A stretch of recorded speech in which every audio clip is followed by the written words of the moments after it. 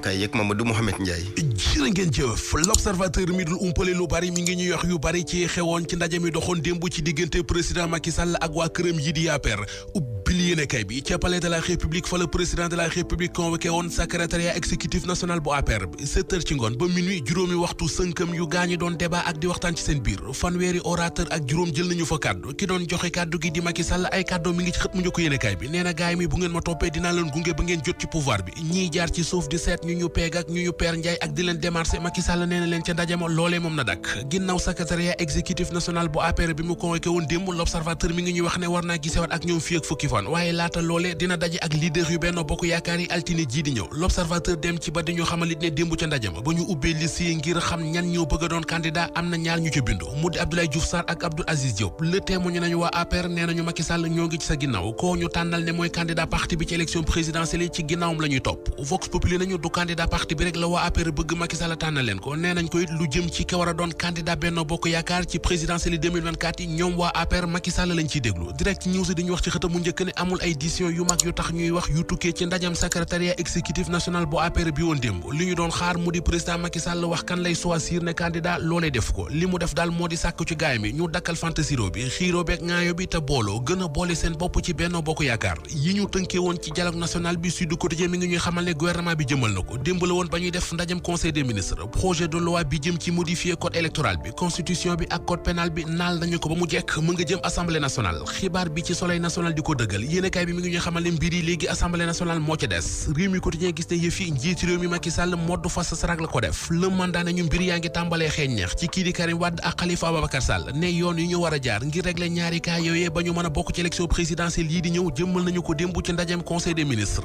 donte loolee am na terewul le quotidien moom jàpp na ne bokk Karim Wade ak bokk Khalifa Sall ci wote présidentielle yi 2024 yi njaw mi ngi ciy desandew xambin ne waa Benno Bokk Yaakaar li ñuy ragal moo di ñoom ñaar di Karim Wade ak Khalifa Sall bokk ci élection yi far doon ci ñoom ay adversaire yu leen mën a sonal maire bu Médina di Bamba Fall ci waxtaan yi mu xëy def ak journal Les Échos ma nga fay dànkaafu kii di Karim Wade ak Khalifa Ababacar Sall ñoom ñaar Bamba Fall ne nañu def attention ndax bu lépp jàllee ngir ñu mën a taxaw di laaj réew mi bëgg a doon candidat il faut que ñoom ñaar dañuy wàccu ak fisc bi kenn ki mu di Karim Wade Walf Quotidien nee nañu ko yóbbu sóor ko ndax mi ngi def kémtalay kàttanam ngir mën a mottali yéeney bàyyam Abdoulaye Wade mu di jiite réewum Sénégal waa Qatar yi seetaanuñu ko te kii di Macky Sall dafa mel ni mbir yi soofu ko ndax ñoom ñaar mu di Karim Wade ak Macky Sall daje nañu ca Qatar ba ñu fay football coupe du monde ba bu yàggul it daje nañu ca Makka ci ajug ren gi ren ji waa Pastef ak yoon ñàkkul ci ñoom ñaar ku ca war morom mëtt koo wàcc kilifa parti Pastef gi mujjee daanu ci loxo yoon di Birame Souleye Diop libération nee nañu ca sûreté urbaine fa la fanaan démb ci yor gi ca la ñu ko convoqué mu dem ñu garde à vue ko yam wax ci sûreté urbaine moom président groupe parlementaire Yewwi Askan Wi libération mi ngi ñu koy yegg nee na dafa juum erreur de communication la def journal bi nañu donte ginnaaw bi def na ab vidéo di ca jéggalu terewul ñu tëye ko ba jël ñeenti tuuma gàll ci ndoddam source nañu moom honorable député Birame Souleye Diop président groupe parlementaire Yewwi Askan Wi procureur bi moo joxe ordre ngir ñu jàpp ko ginnaaw kàddu yi mu yëkkati teg ko ci kaw président de la république